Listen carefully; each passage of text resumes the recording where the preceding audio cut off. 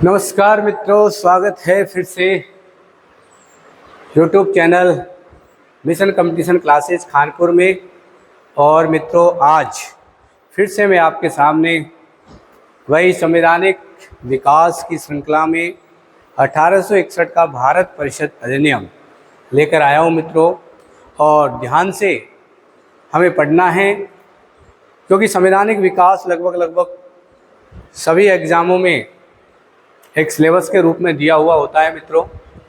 तो चलिए मित्रों, समय को बर्बाद नहीं करते हुए करते हैं। देखो, 1861 का भारत परिषद अधिनियम, अगर इसकी बात करें मित्रों तो 1858 में आपको उस एक्ट के बारे में मैंने बताया था कि वहाँ पर जो गवर्नर जनरल का पद था मित्रों, उस पद को नाम चेंज करते हुए उसका गवर्नर जनरल की जगह वायसराय कर दिया गया।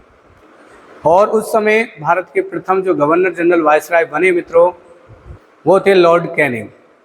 तो 1861 का जो भारत परिषद अधिनियम है मित्रों, इसके तहत अगर हम बात करते हैं तो जो लॉर्ड कैनिंग थे मित्रों, उनके द्वारा भारत में क्षेत्रीय प्रतिनिधित्व के सिद्धांत को अपनाया गया है।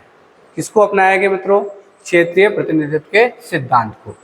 और देखिए मित्रों, अगर हम बात करते हैं इसकी, तो सबसे बढ़िया बात इस एक्ट की जो है, क्योंकि देखो यहाँ पर देखो भारतीयों की अगर हम बात करते हैं, भारतीयों को पहली बार मित्रों कहाँ पर विधायी कार्यों के लिए, विधायी मतलब कानून निर्माण के लिए मित्रों अगर हम बात करें तो विधान परिषद में शामिल किया गया। देखिए मित्रों, कितना अच्छा इस एक्ट के तहत एक प्रावधान किया गया, क्योंकि पहले भारतीयों को विधि निर्माण में भारतीयों की कोई भागीदारी नहीं होती थी, मतलब किसी प्रकार की उनकी भूमिका विधि निर्माण के अंतर्गत नहीं होती थी। परंतु इस एक्ट के तहत मित्रों क्या किया गया?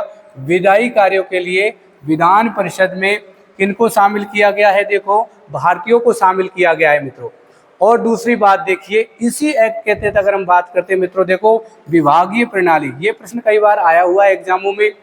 इसको देखो बोलते हैं पोर्टफोलियो सिस्टम। विभागीय प्रणाली की शुरुआत मित्रों 1861 का भारत परिषद अधिनियम उसी के तहत की गई थी। और क्या होता है मित्रों विभाग?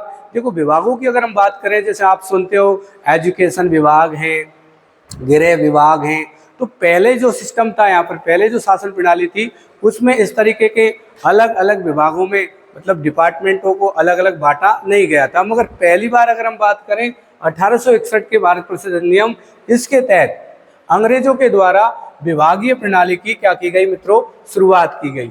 और विभागीय प्रणाली में अलग अलग विभाग बना दिए गए अलग अलग क्षेत्र के कार्यों के लिए। ठीक है मित्रों, आगे बात करते हैं। देखो, इसी एक्ट के तहत वायसराय ने, जो वायसराय था यानी कि जो लॉर्ड कैनिंग वायसराय बनाया गया था मित्रों, तो वायसराय को देखो एक तो क्या दिया गया? नए राज्यों का गठन करने और एक अध्यादेश जारी करने, और दूसरा विधेयक पर वीटो करने का अधिकार दिया गया। तीन बातें बहुत महत्वपूर्ण है मित्रों, याद रखना है तीन बातें। एक तो एक नए राज्यों का गठन करना, दूसरा अध्यादेश जारी करना, और तीसरा विधेयक पर वीटो का क्या करना? प्रयोग करना।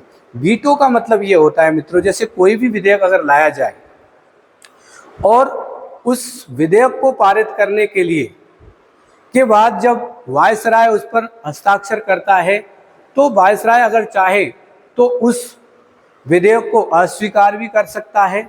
तो अस्वीकार करने की जो प्रक्रिया है मित्रों, वही क्या कहलाती है? वीटो पावर कहलाती है। अगर इसका शाब्दिक अर्थ देखें तो निश्चित अधिकार इसका शाब्दिक अर्थ होता है मित्रों। तो यहाँ पर देखिए, इस एक्ट के तहत एक तो नए राज्यों के गठन करने का अधिकार, जो अभी वर्तमान में अगर हम भारत की बात करें, भारतीय संविधान की बात करें मित्रों, तो भारतीय संविधान में हमारी किसको? संसद को नए राज्यों के गठन का क्या है मित्रों? अधिकार है। तो उसी प्रकार उस जमाने में यानी कि उस अंग्रेजों के शासनकाल में राज्यों के गठन का अधिकार वायसराय को मिल गया। अध्यादेश जारी, अध्यादेश देखो हमारे यहाँ पर ही 1, 2, 3 के तहत, 213 के तहत, राज्यों में तो देखो राज्यपाल और मित्रों भारत लेवल पर राष्ट्रपति। तो ये जो शक्ति है मित्रों, एक तरह से अध्यादेश जारी करने की जो शक्ति है मित्रों, अगर बात करते हैं अध्यादेश जारी करने की शक्ति की, तो अध्यादेश कौन जारी करता है? हमारे यहाँ पर 1, 2, 3 अनुच्छेद 123 के तहत राष्ट्रपति और अनुच्छेद 213 के तहत राज्यों में राज्यपाल। तो उसी प्रकार से अंग्रेजों के जमाने में यानी कि जब अंग्रेजों का शासन भारत में था तो उस समय वायसराय को भी अध्यादेश जारी करने की शक्ति प्राप्त थी। एक चीज और मैं बता दूं मित्रों, अध्यादेश ऐसी परिस्थितियों में देखो भारत में उन परिस्थितियों में जारी किया जाता है जब कि संसद का कोई सत्र नहीं चल रहा है और उस समय कोई विशेष कानून या विधि की जरूरत अगर भारत देश में आन पड़ी हो, तो ऐसी स्थिति में भारत देश का राष्ट्रपति 1, 2, 3 के तहत मित्रों अध्यादेश जारी करता है। तो उस जमाने में मित्रों अध्यादेश जारी करने की जो पावर थी वो किसके पास थी मित्रों? वो थी वायसराय के पास। और इसी एक्ट के तहत देखो सबसे बढ़िया बात यह है मित्रों, 1862 में 3 प्रेसिडेंसियां, और वो प्रेसिडेंसियां देखो, एक तो कोलकाता, बम्बई और मद्रास, ये 3 जो प्रांत थे इनमें उच्च न्यायालयों की क्या की गई मित्रों? स्थापना की गई। कोलकाता, बम्बई और मद्रास में मित्रों किसकी स्थापना की गई? हाई कोर्ट की स्थापना की गई, उच्च न्यायालयों की स्थापना की गई। तो इस प्रकार हमने देखा मित्रों ये 1861 का भारत परिषद अधिनियम। इसी प्रकार हम आगे भी अन्य टॉपिक्स के साथ आपके सामने इस तरीके के वीडियो लेकर आते रहेंगे। इसलिए मित्रों